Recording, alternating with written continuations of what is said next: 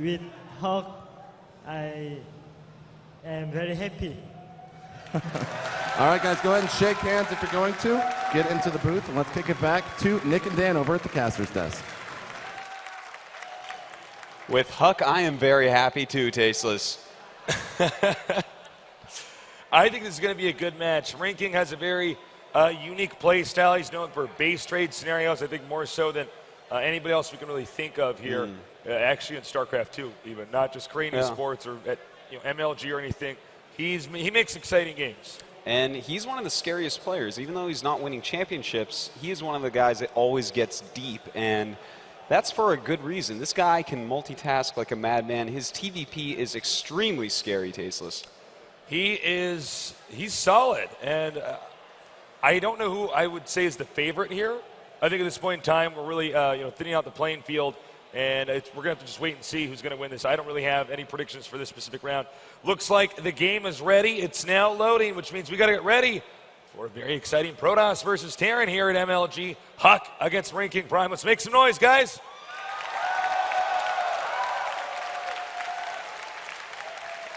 And it looks like Ranking's computer's still loading. I thought I timed out that outro pretty well. You did, actually. The I bar did, was right? full. I don't know what's We were all going ready on. to go, It's too and then- bad. What are we going to do? What are we going to do? We're Something about technology and and the vehicles vehicle of of esports. something and like I that. don't Sounds know. familiar. Uh, And, okay, now we're in the game, there so we we go. go and throw that up on screen. All right. Over here in the upper left, one of the most popular Terrans inside Korea and outside Korea, wishing his friend good luck, have fun, and GG. Give it up for Marine King.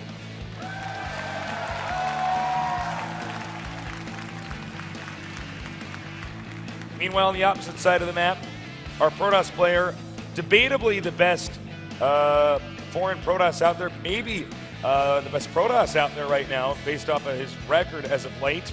Give it up for Huck.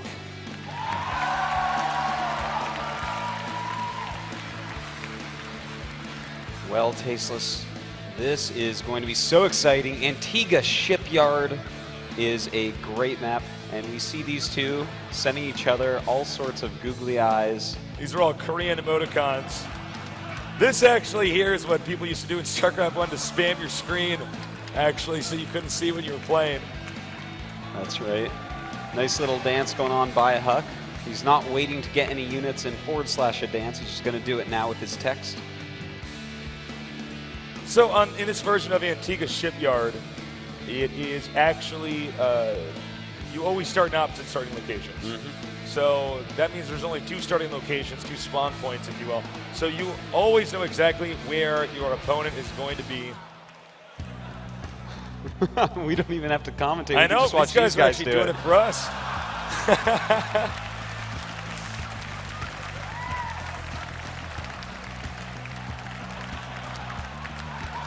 ZZZ, actually the equivalent of a ha ha ha ha ha in Korean. Well, quite a personality on these two, and Huck actually opening up with a really cool build here. Looks like he's going to go for a 1 gateway Nexus with no gas whatsoever. Definitely not a build we see very often. It's sort of like Sase's build, but not quite. Sase getting the gas and the cybernetics core and then the Nexus. Oh, I would love to see a dance-off actually with Marine King against Alive. Yeah, that would actually be quite awesome, wouldn't it? Well, Huck beginning to tech up now. In the meantime, Marine King just going to go for a 1 barracks expansion. And it looks like now the Marines are coming down, the Marine rather, excuse me, is coming down the ramp here. And we're going to have a very quick expand here from Marine King. Not actually unusual for a player like Marine King. Yeah. What is unusual, though, is how much these two are talking. This is actually becoming a mind game that they are both trying to keep up with while they get more and more tasks that they have to do. They actually have to juggle very important tasks right now. So occasionally we do see this, normally not in a tournament, but in a ladder game where you start trying to chat your opponent up because they feel inclined to respond. Yeah. And not everybody can type and play, and it looks like perhaps they're both now backing off as their APM required, actions per minute required, to juggle the tasks necessary is really starting to pick up. That's right. Marine King adding a few barracks on. Looks like he's going to do a lot of Marines right now with not a lot of gas. In fact, no geysers up quite yet. And we do have EGHuk just kind of sitting on one gate so far. But if he just sits on one gate and we have non-stop Marines from Marine King, he's going to be able to do a lot of damage to EGHuk. All right, controlling the Zelnaga watchtower over here is EGHuk. Meanwhile, we have a little bit of scouting here from Marine King. And I don't know. So far, no gases from Marine King, and this is something that I think is very specific to his style. As you can see, late gases now, but always getting a lot of barracks out. He actually stays true to the nickname that he was given, which ultimately is where he got his ID from, which was, to be the king of Marines. And, of course, that's all you can make if you don't have any gas. That's right, those SCVs, man. This is a very powerful build because you power up, you get a lot of barracks, you get a lot of mineral income, and then you can easily grab a bunch of gas all at once, as you do have 2 bases. The SCV get in? Nice denial there by EGHuk. And, little things like that, they might not seem like a big deal, but, since intel is really everything here, it actually means quite a bit. Well, right now we do have a lot of gateways on the way for EGHuk. Looks like he wants to go for a 7-gateway attack. And this is going to be actually pretty crazy, Tasteless. It's going to be very, very difficult to stop. But Marine King with 4 barracks has a ton of Marines and continues to make more. Orbital complete over here. And I'm really curious actually to see when the next expansion is going to be here from Marine King. They're pretty far apart, as you guys can see. And I believe we're actually just going to see some very early aggression here. That's exactly what we're going to see. He chrono boosted all the warp gates, which means he gets to reload he gets to make another set of units more quickly. So he's now going to warp that all in over here. And, frankly, all of this will come down to the force fields and Marine King's ability to crisis manage. Yeah, we're going to have to see Guardian Shield as well. There's a lot of Marines, but no bunkers right now. Marine King does have 24 Marines against 6 Zealots, 7 Sentries. We're going to have to see, can EGHuk break through here? Here he goes, going up that ramp. A Guardian Shield going up. Nice force fields right there, but I don't know if he has enough damage here. Marine King just walking right forward. If he can take out these Sentries, EGHuk is going to be greatly behind. Actually, I don't think those force fields could have been any better. Now Stalker's coming up the ramp, and Marine King is in a lot of trouble, retreating, but EGHuk says no, denying it at the ramp. Beautiful play by EGHuk here. He may be able to get a lot of SCVs. As long as he keeps force field on that ramp, there is not going to be any problem destroying this expansion. A great rush by EGHuk. Beautiful force field, cutting off the SCV retreat path once again. The command center getting lower and lower here. He needs to get it back in there. Getting into the red momentarily here. And it looks like it will escape just in time, but this is a huge blow to Marine King. Yeah. He's now trapped inside of his base. Well, the damage has been done, Tasteless, and in fact, EGHuk continues to rally out more units. He may be going in for a kill here momentarily. The Wallen is not complete, so those Zealots are going to be really dangerous. Here we go. He's going to go ahead and, look at that. A Ghost already EMPing, and he may be able to hold this off because of that EMP. I think he needs to turn around. I don't believe this is going to be good for him here, and he does, in fact, drive EGHuk out.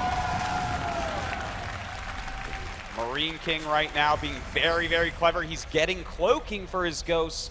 And that is just because he knows that this is a massive gateway timing, and there's no way that EGHuk has observers. He's very right. A Twilight Council is coming up, and EGHuk is going to have a hard time against anything cloaked right now. All right, the command center getting very low. He's trying to just snipe it down. It's an I wanted to say when I started to see him shoot that, I was like, I wonder if he's going to lose that, and I thought, no, Marine King will get SCVs over there in time, but apparently not. I don't think Marine King even thought that he would actually chase that down as quickly as he did. And now, not only is Marine King behind, but he's essentially crippled economically in this game. And I don't know, he's going to have to pull a rabbit out of his hat if he wants to come back in a situation like this. Yeah, this is pretty bad for him. He's even canceled Cloak now, knowing that this would not end up working. Oh my God, EGHuk taking another base. A beautiful idea by EGHuk. Also getting some blink to stop any incoming drops. He is just looking fantastic. All right, Marine King moving out. He may, as he gets across the map, load those that medevac rather up and drop in locations like here try to do something. It won't be anything dramatic or incredibly impactful, but it'll be something to try to at least let him play a little bit of catch-up. That's right. Well, we do have Marine King coming across the map, but I think Huck has way too many units. In fact, I know he does. Off those 7 gates, he has been warping units nonstop. A lot of Stalkers, a lot of Zealots. Doesn't matter how good this EMP is, I think Huck will be able to hold this quite easily. All right, this Marine, scouting Marine. And here's the Ghost down here, as you can see, over in this location. Excuse me, at the bottom of the screen. We're really going to want to watch for this EMP because the EMP, of course, destroys the shields on the Protoss' units. But Huck seems to have a pretty good oh, actually, Huck just says he's going to go for it. All right, here we go.